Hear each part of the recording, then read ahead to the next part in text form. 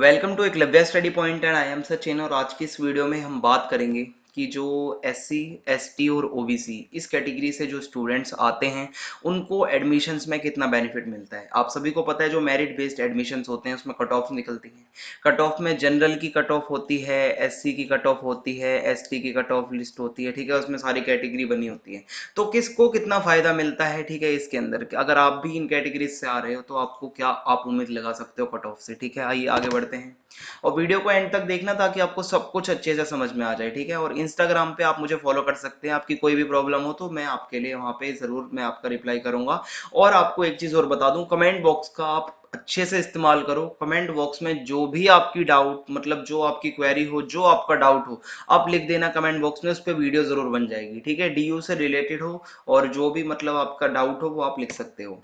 सबसे पहले आपको ये भी बता दूं कि एकलव्य स्नातक जो कि हमारा ग्रेजुएशन के लिए ही डेडिकेटेड चैनल है, आप इसको जरूर विजिट करें। और इसमें आपको ओपन से आप चाहे ग्रेजुएशन करो चाहे रेगुलर से करो, हम दोनों ही तरीके के कोर्स वहां पे पढ़ाते हैं, तो आप इसको जरूर अपना प्यार दें। तो अगर हम बात करें S C, S T, OBC students की, ठीक है, तो इसमें देखो ऐसा कहीं भी नहीं लिखा कि अगर आप एस सी, एस टी या ओबीसी से आते हो तो आप जनरल से जो है एडमिशन नहीं ले सकते। आप ये जो यू आर लिखा हुआ है इसका मतलब होता है अनरिजर्व, यानी कि जनरल। आप जनरल कैटेगरी से भी अपनी जो है मतलब रजिस्ट्रेशन कर सकते हो और एडमिशन ले सकते हो, ठीक है। आपको एक्सक्लूडेड नहीं किया जाता, ठीक है। आपकी मर्जी है भाई, अब आप चाहे वहां से लो चाहे वहां से लो। और अगर मैं आपको बताऊं, such an applicant is entitled to be considered under the UR category as well as under the reserve category. आप अगर एक एससी कैटेगरी के स्टूडेंट हो तो आप एक एससी कैटेगरी के स्टूडेंट भी माने जाओगे अगर आप एससी से एडमिशन ले रहे हो। अगर आप जनरल से एडमिशन लेना चाहते हो तो आप जनरल से भी ले सकते हो। पर अगर एक जनरल स्टूडेंट है वो तो नहीं ले सकता एससी से, ठीक है। तो यहाँ पे बात की जा रही है जो रिजर्व्ड कैटेगरीज हैं, ठीक है। आप एससी, एसटी, ओबीसी से आते हो तो आप जनरल से भी एडमिशन ले सकते हो। और discrimination on the basis of category और कास्ट इज कंप्लीटली अनलॉफुल, यानी कि कोई भेदभाव नहीं होता यहाँ पे कास्ट कैटेगरी को लेके। कोई भी अगर ऐसा भेदभाव करता है तो दिल्ली यूनिवर्सिटी बिल्कुल इसको सहन नहीं करती भेदभाव को, और उसके खिलाफ जो है कड़ा सा कड़ा जो है कदम उठाया जाता है अगर कोई भी ऐसा काम करता है, भेदभाव करता हुआ पाया जाता है, ठीक है। और मैं आपको बता दूं कि जो भी आप स्टूडेंट्स हो, जो भी आप एप्लीकेंट्स हो, जो कि आप S C, S T, OBC और ईडब्ल्यूएस कैटेगरी से आप अपना एडमिशन लेना चाहते हो आगे, अगर आपने अभी तक लगाते आए हो अपने स्कूल में आप वो अपना सर्टिफिकेट, तो आपको जो है अपने नाम का वो कॉलेज में मतलब देना होगा। जो सर्टिफिकेट होगा आपका S C, S T, OBC का, वो आपका खुद के नाम का होना चाहिए। ये नहीं कि आप अपने पापा के नाम का सर्टिफिकेट यहाँ लेके जा रहे हो और उससे फिर आप एडमिशन लेने की उम्मीद रखते हो। तो आपका सर्टिफिकेट आपके नाम पे होना चाहिए। एससी का है तो आपकी खुद की एससी होनी चाहिए वो बनी हुई, ठीक है। एससी सर्टिफिकेट होना चाहिए। ओबीसी सर्टिफिकेट है तो आपका खुद का बना होना चाहिए वो आपके नाम पे। और क्या है आइए देखते हैं। अगर हम रिजर्वेशन की बात करें तो एससी और एसटी यानी कि जो शेड्यूल कास्ट हैं और जो शेड्यूल ट्राइब हैं, ठीक है, इनके लिए टोटल नंबर ऑफ सीट्स जो होती हैं किसी कॉलेज के अंदर, वहां पे 22.5% का जो है आपको रिजर्वेशन दिया जाता है, ठीक है। इसमें दोनों का मिक्स होता है और ये इंटरचेंज हो सकता है, कभी एससी को ज्यादा रिजर्वेशन हो जाए तो कभी एसटी को ज्यादा हो जाए, इंटरचेंज होता रहता है, ठीक है। इसमें लेकिन ज्यादातर 15% जो मतलब रिलैक्सेशन है या आप कह सकते हो जो रिजर्वेशन है वो शेड्यूल कास्ट को रहता है यानी कि एससी को। और 7.5% जो मतलब रिजर्वेशन होता है वो एसटी वालों के लिए होता है, ठीक है। और ये थोड़ा बहुत मतलब चेंज भी हो सकता है लेकिन रहता यही है। और मैं अगर आपको बताऊं, जो आपका कास्ट सर्टिफिकेट है, आप अभी कंफ्यूज मत होना कि ये 22.5% का क्या मतलब है। मैं अभी आपको एक लाइव डेमो भी दिखाऊंगा, एक पूरा मैं एक कट ऑफ का फोटो दिखाऊंगा, उसमें लाइव दिखाऊंगा कि कैसे कैसे फायदा मिलता है, ठीक है। वीडियो को एंड तक देखना। आपका जो कास्ट सर्टिफिकेट है उस पे ये चीजें क्लियरली लिखी होनी चाहिए। एक तो नेम आपका, ठीक है, जिसके भी नाम का वो सर्टिफिकेट है आप अपने नाम का ही होगा, मैंने बता दिया अभी आपको। आपकी कास्ट लिखी होनी चाहिए, या अगर आप शेड्यूल ट्राइब से आ रहे हो तो आपकी ट्राइब का नाम मेंशन होना चाहिए। और whether applicant belongs to SC और एसटी, आप एससी से हो या एसटी से हो वो लिखा हुआ होना चाहिए। आपका डिस्ट्रिक्ट एंड द स्टेट, ठीक है, अगर आप स्टेट से आते हो तो वहां पे आपका डिस्ट्रिक्ट और आपका स्टेट लिखा होना चाहिए। अगर आप यूटी से आ रहे हो, यूनियन टेरिटरी से, ठीक है, तो आपकी वो पूरी रेसिडेंस वगैरह की जानकारी वहां पे होनी चाहिए यूटी की, ठीक ठीक है।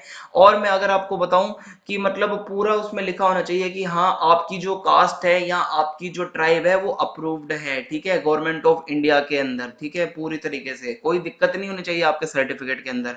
और एक बहुत अच्छी बात और एक नोट है वो ये है कि एससी और एसटी जो भी स्टूडेंट्स हैं, एप्लीकेंट्स हैं, जो कि एडमिशन लेंगे अनरिजर्व्ड कैटेगरी से, वो बिल्कुल भी फिर अपना फायदा नहीं ले सकते। यानी कि अभी मैंने आपको बताया था, आप अगर एक एससी कैटेगरी के स्टूडेंट हो या ओबीसी कैटेगरी के स्टूडेंट हो या आप एसटी कैटेगरी के स्टूडेंट हो, आप अगर एडमिशन लेते हो जनरल से, ठीक है, अनरिजर्व्ड कैटेगरी से एडमिशन लेते हो, तो आपको एससी का फायदा नहीं मिलेगा। बेशक से आप असलियत में हो एससी कैटेगरी के, पर अगर आपने रजिस्ट्रेशन जनरल कैटेगरी से किया है तो आपको जनरल के तहत ही कट ऑफ में आगे जाना है। आप ये उम्मीद मत रखना कि अगर आप वहां पे रजिस्ट्रेशन करते हो अपना जनरल कैटेगरी से तो आपको फायदा जो मिलेगा रिजर्वेशन का वो एससी का मिलेगा, ऐसा बिल्कुल भी नहीं होगा, ठीक है। तो अपने सर्टिफिकेट्स को आपको अच्छे से तैयार रखना है सब कुछ।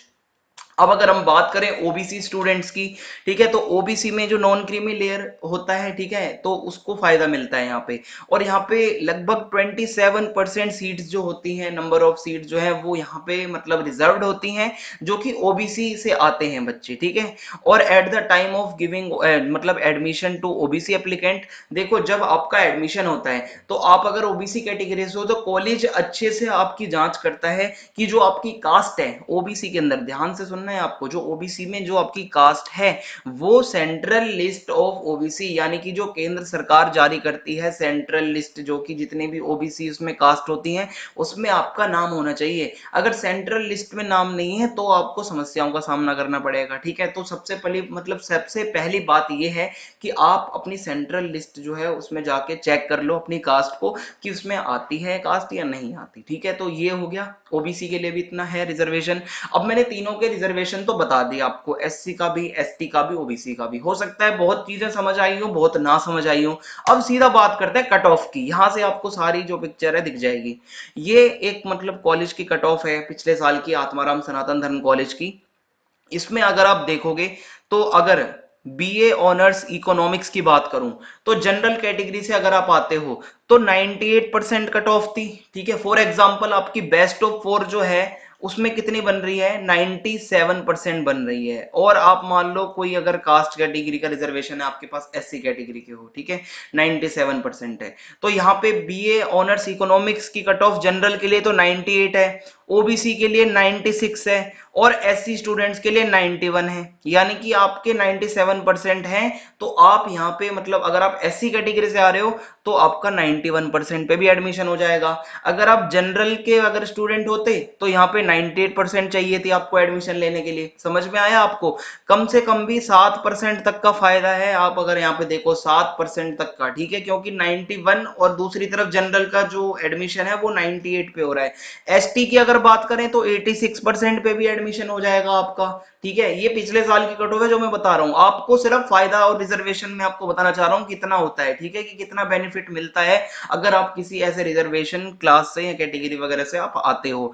यहाँ पे अगर हम देखें पॉलिटिकल साइंस ऑनर्स, ठीक है, जनरल की कट ऑफ 97, ओबीसी की 95, पूरा पूरा 2% का फायदा है। उसके बाद एससी में अगर आप जाओगे तो लगभग 5% का फायदा है, ठीक है, 92 कट ऑफ थी। एसटी के अंदर 93 कट ऑफ थी। मैंने कहा था ना ये इंटरचेंज होता रहता है, कभी एसटी को ज्यादा हो जाता है तो कभी एससी को ज्यादा हो जाता है, ठीक है। तो यहाँ पे ऐसा होता है। और अगर आप ईडब्ल्यूएस कैटेगरी से आते हो जो 10% आरक्षण वाले हैं, उनको 1% तक की यहाँ पे छूट मिल जाती है लगभग। तो आप यहाँ पे देख सकते हो अब कि किस तरीके से फायदा मिलता है। इसी तरीके से हिंदी ऑनर्स है, जनरल का एडमिशन 85% पे, ओबीसी वाले का वही कोर्स में 82 पे एडमिशन हो जाता है, एससी वाले का 80% पे हो जाता है, पूरा पूरा 5% का फायदा।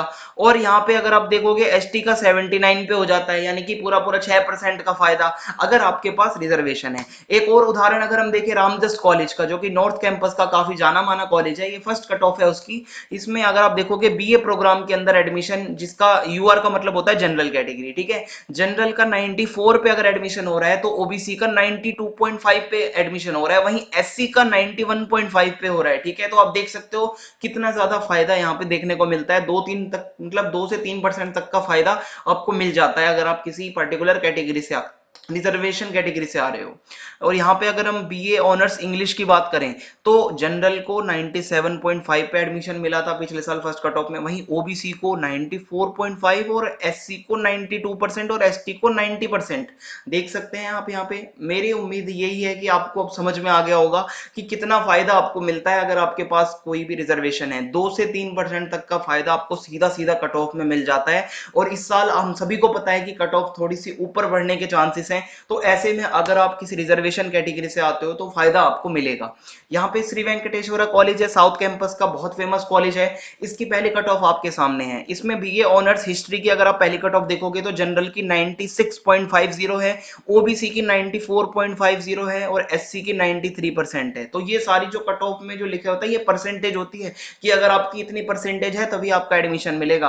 और अगर आप 95-96% लेके जा रहे हो या आपकी कम भी परसेंटेज है, अगर आपके पास रिजर्वेशन है तो कहीं ना कहीं आपको इसका फायदा मिलने वाला है। तो मेरी उम्मीद यही है अब आपको सब कुछ क्लियर होगा। चैनल को सब्सक्राइब करना ना भूलें। कमेंट करके बता देना कोई भी अगर और वीडियो आप बनवाना चाहते हो डीयू से रिलेटेड, जो भी आपका डाउट हो, जो आपको समझ ना आ रहा हो, बस कमेंट में जाके आप लिख दो, उस पर वीडियो बन जाएगी। और वीडियो को ज्यादा से ज्यादा शेयर जरूर करते रहना ताकि ज्यादा से ज्यादा लोगों की मदद हो सके, जो कि हमारा उद्देश्य है। जय हिंद, जय भारत, धन्यवाद।